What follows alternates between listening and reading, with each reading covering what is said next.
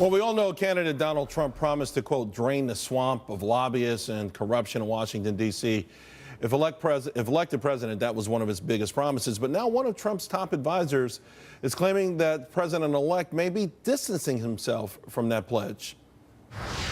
I'm told he now disclaims that. He now says it was cute, but he doesn't want to use it anymore. He doesn't want to use drain the swamp anymore. I don't know. I saw somebody sent me that note last night because I'd written what I thought was a very cute tweet about the alligators are complaining. He's in a different role now, and maybe he feels that as president, as the next president of the United States, that he should be marginally more dignified than talking about alligators and swamps.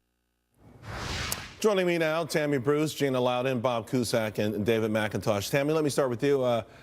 What do you make of what Newt was trying to say, that Donald Trump is more presidential, the office is having an impact on him? Because some people are worried, hey, don't forget the main reason you're there. I think one of the things Newt Gingrich was trying to say is, look at me. I think Newt likes some attention. I like him very much. But if you notice, he also codified his remarks a bit, like saying, I've heard, maybe he means this.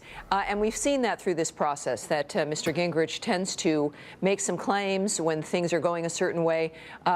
If he had been told this by the president-elect, he'd say so. Kellyanne Conway says that nothing's changed. He intends to drain the swamp. And look, at the same time, there's rhetoric and then there's action. And this is very important. Donald Trump is a man of action.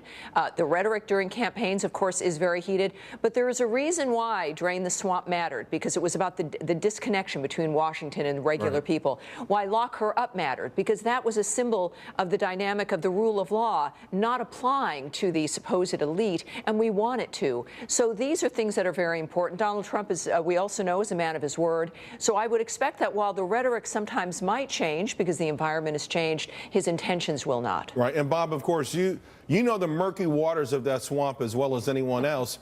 Would you say the actions taken thus far by President-elect Donald Trump emphasize what Tammy said, forgetting about how he puts it out there, but the actions in and of themselves, particularly these cabinet members, overall, do you think that he's putting together a team to drain the swamp? I think his team is a bit unorthodox. We have some establishment figures, but certainly not all, and some that are going to shake up the system, including his budget chief pick, Congressman Mick Mulvaney, who's a big proponent of cutting federal spending, which Trump didn't talk a lot about on the campaign trail. I mean, listen, I think Newt Gingrich is very savvy here. I think he's actually might be pushing Trump to focus on this again. I don't think there's any doubt about it. Trump has to at least try to drain the swamp. And remember, he does have a 5-year lobbying freeze. So if you enter his administration, you can't be a lobbyist for 5 years. That's a pretty big deal, and I think there are going to be more of those proposals. So I actually, on this issue, I believe Conway more than Newt. All right, and Gina, you know, we started the show with the breaking news. Donald Trump followed up on his tweets. He had the CEOs of Lockheed Martin and Boeing down there.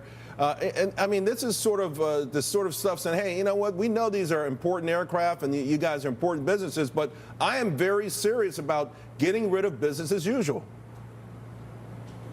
Yes, and I think he's demonstrated that again and again. The fascinating thing about the brilliant marketing mind of Donald Trump, for whatever any of his enemies want to say about him, is that he understands what is seasonal about politics. He knew when it was time to run for the Electoral College. He knew when it was time to garner his base and solidify it. He knew when it was time to hone in on, hey, I'm going to be president and I need to be thinking about the first 100 days. And he knows right now that it's time to be talking about everybody coming together, being strong in his game plan, and staying the course. And so I can see why he might want to get away from a little bit of the rhetoric and begin to focus more intently on the people that he's going to surround himself with and the things that he wants to do at the beginning of his presidency. You know, David, I mean, you know, of course, you've supported Donald Trump into the late part of the campaign, but you weren't afraid to speak up when you thought he was doing something wrong.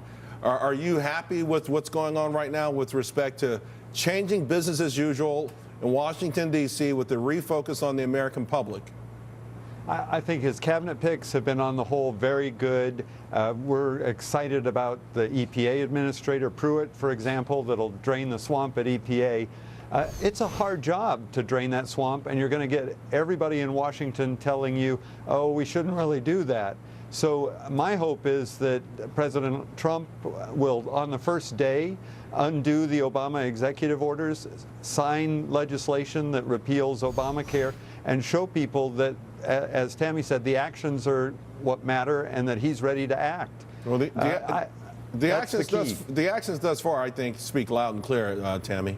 Yeah, but I would also remind everyone that one of his complaints about President Obama and the Democrats is that they telegraph to the enemy exactly what they're going to do.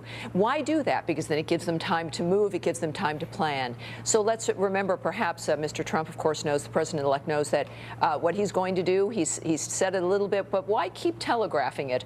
Let him, I think this gives him a little bit more leeway in how he's going to approach the issues that matter to all of us and that matter to him as well. All right, and real quick, Bob, the folks down there who are comfortable in their positions, who've marbled in layers of bureaucracy like fattened Kobe beef, they're not going to be moved easily, are they? No, I mean, remember that George W. Bush vowed to change Washington. Barack Obama vowed to change Washington. Washington won. Washington is very difficult to beat. But I do think that he is going to keep people on their toes. He's gone after big corporations like Boeing and Lockheed.